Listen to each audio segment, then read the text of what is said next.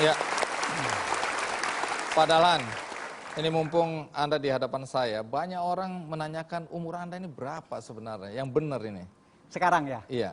Sekarang saya sulit menjawab itu. Kenapa? Karena mau dilihat badannya atau hatinya. Ya. Menarik ini, menarik. Badan saya umurnya 61 tahun, tetapi saat ini hati saya berumur 25 tahun.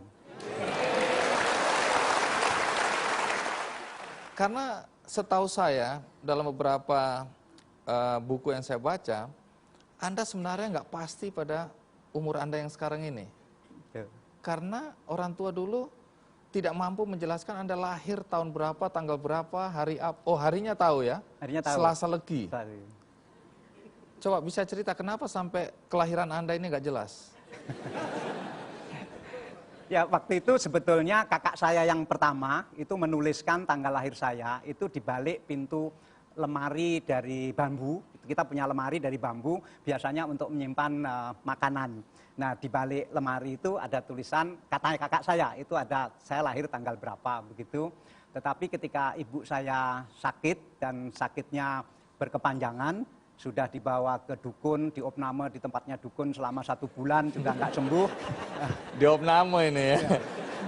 Ya, betul-betul tinggal di rumahnya dukun itu selama 1 bulan dan tidak sembuh. Kemudian bapak saya kan nggak bisa kerja karena bapak saya sangat setia dengan ibu saya.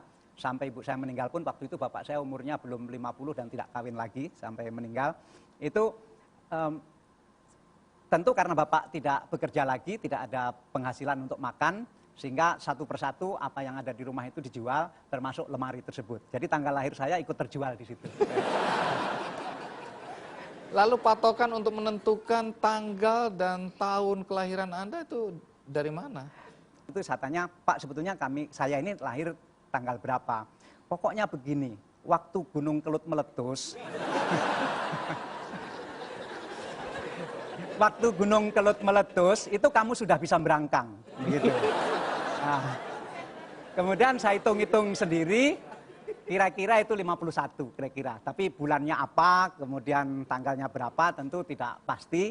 Karena itu ya daripada pusing-pusing, saya tulis saja 17 Agustus. Gitu.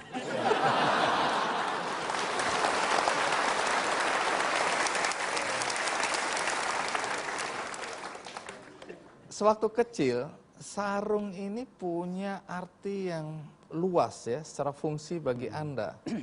Apa sih fungsi-fungsi sarung yang Anda ingat? Tentu di desa, apabila kami dari keluarga muslim yang tradisional, tentu setiap hari kami menggunakan sarung. Sarung lebih penting dari celana pada masa itu, sehingga saya pasti punya sarung. Tapi setelah saya renung-renungkan sekarang, tidak ada pakaian yang fleksibelnya melebihi sarung. Fleksibelnya luar biasa. Saya bawa sarung. Jadi saya sudah siapkan sarung.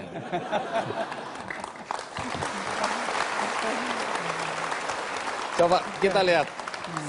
Ini pelajaran bagi kita semua yang ada di sini. Pelajaran tentang fungsi sarung. Oke, fungsi pertama untuk sembahyang. Sembahyang. Untuk sembahyang ya. pasti. Yang di semua sarung pakai sembahyang. Ya. Kemudian ya pasti begini. Kemudian fungsi kedua ini untuk menghadiri kondangan. Kondangan itu selamatan itu. Ya. Semua harus pakai sarung. Terus nanti kalau pulang itu makanan yang dibawa pulang terlalu banyak, itu sarungnya diginikan, kemudian ditaruh di sini.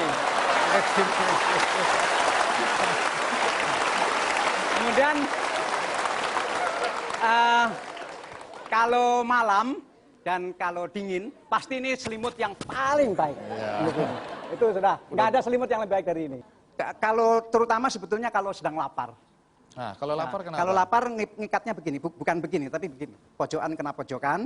Nah, terus kemudian diginikan, diikat sekuat-kuatnya. Bener ini bener salah. Udah, ini yang paling. Oke, tunggu. Ya. Karena terus terang sampai dengan tamat SMP, saya hanya punya 1 baju dan 1 celana. Sehingga kalau lagi saya menyucinya pasti waktu menggembala kambing itu, kemudian saya cuci baju, saya cuci celana, baju dan celana saya jemur di atas rumput, terus saya tinggal cari ikan. Nanti selesai cari ikan, ya memang belum kering betul, tapi sudah lumayan lah. Sudah bisa dipakai lagi begitu, atau sementara pakai sarung dulu. Begitu. Oke, menarik. Ya. Nah, katanya fungsinya juga untuk kalau panen kedelai. Oh iya, panen kedelai itu ya diikat lagi, dimasukin apa saja. Bisa kedelai, bisa ketela rambat itu, ketela itu, bisa apa saja. Oh, fungsinya jadi karung gitu. Jadi karung, kayak karung begitu. Banyak Kemudian juga. Ini benda ajaib ini. Iya. Karena yang terakhir saya dengar, kalau akhirnya ini kan saking lamanya dipakai, dicuci, akhirnya robek. Anda bilang masih tetap ada fungsinya. Kalau katanya nih, bagian besarnya bisa jadi bisa jadi popok, ya. Bisa jadi popok, bisa juga untuk nempel baju, bisa. Jadi saya tentu tidak ada baju utuh begini, enggak. Selalu sudah robek. Yang robek duluan biasanya sebelah sini, robek duluan juga sebelah sini. Nah itu ditambal. Ditempel pakai bekas sarung. Ya, nggak apa-apa.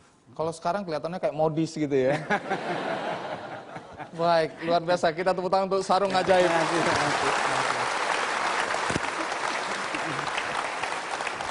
Iya.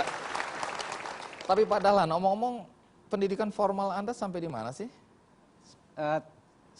Saya SD, kemudian madrasah sanawiyah, kemudian madrasah aliyah. Tentu setelah tamat aliyah, pengen kuliah. Tetapi kan tidak mungkin.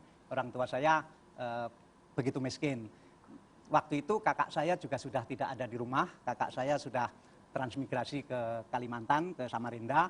Karena itu satu-satunya jalan untuk bisa kuliah, saya harus ikut kakak saya itu. Karena di Samarinda ada IAIN, lanjutannya dari aliyah, dan tidak bayar di sana. Karena di luar Jawa waktu itu kan, terutama di Kalimantan, perguruan tinggi itu, yang mau masuk perguruan tinggi saja kan masih sedikit begitu. Nah karena itu saya memutuskan untuk pergi ke Samarinda, ikut kakak, meskipun kakak sendiri masih menempati rumah yang kontrakan, tetapi relatif saya bisa sekolah lagi lah begitu. Itulah untuk pertama kalinya saya melihat kota besar, Surabaya, meskipun hanya lewat, pertama kalinya lihat laut, pertama kalinya naik kapal, dan seterusnya. Tetapi Anda tamat nggak sih? Kuliah saya hanya sampai tahun kedua. Bagaimana cara Anda melalui masa-masa sulit dalam kemiskinan? Nggak semua orang bisa lolos. Tapi bagaimana Anda melalui semua itu? Rasanya ya waktu itu kok tidak menderita juga ya.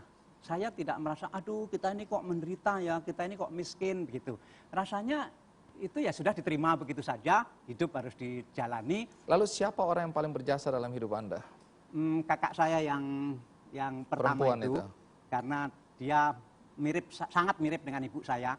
Tentu orang tua saya yang pertama kali, tetapi saya kan tidak terlalu bisa menghayati peran ibu saya, ya kecuali bahwa ibu biasa menjadi buruh batik, bisa membatik. Ya biasanya saya duduk di pangkuan ibu ketika ibu sedang membatik. Ya kadang-kadang kalau ibu lagi meniup itu canting, gitu ya saya kecipratan canting malam yang panas, itu yang saya kenang. Tetapi yang betul-betul berkorban untuk saya dan adik saya itu kakak saya yang pertama, yang sekarang tinggal di Samarinda. Dulu dia guru ibtidaiyah dan dia mengirimkan seluruh gajinya itu untuk kami. Dia sendiri hidup seadanya juga di sana. Itu yang bisa membuat saya selesai aliyah atau SMA itu. Ya.